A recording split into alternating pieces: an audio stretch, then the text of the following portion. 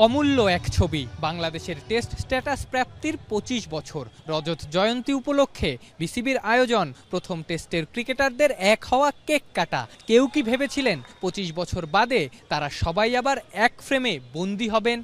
আলহামদুলিল্লাহ, তাদের কথা এই কারণে স্মরণ করলাম। আজকে দেখেন আমরা যারা টেস্ট খেলছি প্রথম ২৫টা বছর পর আবার একত্র হয়েছি। আল্লাহ এসে লাখলে সুখে আমরা ২৫ বছরের ভিতরে কিন্তু কেউ দেখা যায় এখান থেকে দুনিয়াতে যায়নি। এটি সবচেয়ে বড়। আমি সবচেয়ে বেশি গর্বিত হয়েছি যখন বুলবুল টেস্ট অভিষেকে সেঞ্চুরিটা করেছিল এবং দুর্জয় এখানে নেই, ৭ উইকেট পেয়েছিল। তো এটা আমাদের জন্য অনেক বড় অ্যাচিভমেন্ট। আমি পারি না, এটা কি হয়েছে, আমার সাথীরা করেছে।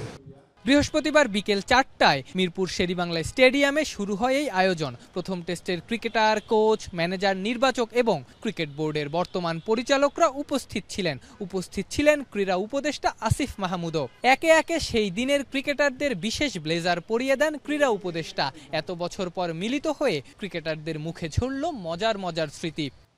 আমার তো খেলারই কথা ছিল না, আমি যখন স্কোয়াড দেওয়ার পরে যখন আমি ইনক্লুড করার সম্বন্ধে বুলবাই খবর পাঠিয়েছিলেন, কারণ তখন আমার মোবাইল ফোনে ছিল না, বাসা ল্যান্ডফোন ছিল না, ভালোবাসা থাকতাম। সো বুলবাই আমার বন্ধু ছিল শোভন, তাকে খবর পাঠিয়েছিলেন, শোভনকে খবর দাও, ও টেস্ট দলে আবার ডাক পেয়েছে আমাকে ইনক্লুড করে যখন করা হয়। তো আর সুপার এক্সাইটেড খেলার জন্য। মানে যখন ম্যাচের আগের দিন, টেস্ট ম্যাচের আগের দিন শুধু একটা জিনিসই মনে আছে যে নিজেকে বলছিলাম যে যদি খেলার সুযোগ পাই, তখন একাদশ ঘোষণা হয়েছে, আমি নিজেকে বলতে পারবো যে আমি একজন টেস্ট ক্রিকেটার। আমাদের মধ্যে সবাইকে টি শার্ট দেওয়া হয়েছিল, প্র্যাকটিস টি শার্ট, এটা করে মাঠে যেতে হবে, আর যদি কেউ না যায় তাহলে ৫০০ টাকা ফাইন। তো আমি নিয়ে গেছিলাম, নিয়ে যাওয়ার পর আমার টি শার্টটা কোনো একটা বল বইকে দিয়ে দিয়েছিলাম। এবার বাসে ওঠার সময় টি শার্টটা পরেই উঠতে হবে। তো কাউটা পাই না, আমারটা তো নাই, ৫০০ টাকা ফাইন দিতে হবে। তো একমাত্র ইমরান ব্যাটটা ছিল ডবল এক্সেল, ওইটাকে কলম দিয়ে কেটে ওইটাকে এক্সেল বানিয়ে দিয়েছিলাম।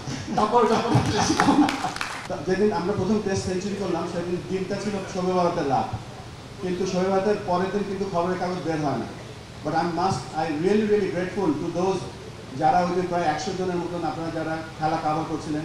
আপনারা একটা প্রেস বক্স নামে একটা রাত জেগে একটা স্পেশাল প্রিন্টারের কাছে গিয়ে একটা প্রেস বক্স বলে একটা পেপার ছাপিয়েছিলেন ২-৩ পেজের, ওটা কখনো ভুলবো না। এই আয়োজনে উপস্থিত ছিলেন না প্রথম টেস্ট অধিনায়ক নাইমুর রহমান দুর্জয়, ছিলেন না তখনকার বোর্ড সভাপতি সাবের হোসেন চৌধুরী আর সাধারণ সম্পাদক সৈয়দ আশরাফুল হকও। যাদের জন্য টেস্ট স্বীকৃতি প্রাপ্তি, তারা হয়তো নানা বাস্তবতায় এদিন আসতে পারেননি, কিন্তু দু একজন ক্রিকেটারের মুখে তাদের নাম শোনা গেলেও বিসিবি সভাপতি কিংবা আয়োজকদের কারো মুখে শোনা যায়নি তাদের নাম। টেস্ট স্ট্যাটাস প্রাপ্তিটা তো একটা সাংগঠনিক দক্ষতা বা সাংগঠনিক অর্জন।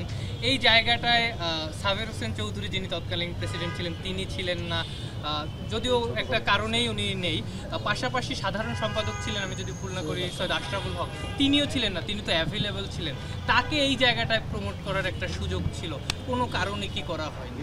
আমাদের লক্ষ্য ছিল যে আমাদের ওই টিমে কারা ছিল এবং সেই টিমে সমস্ত প্লেয়ার যারা ছিল, যারা আসতে পারেনি তাদেরকেও আমরা দাওয়াত দিয়েছি, দলের ম্যানেজার, দলের কোচ সবাইকে আমরা দাওয়াত দিয়েছি।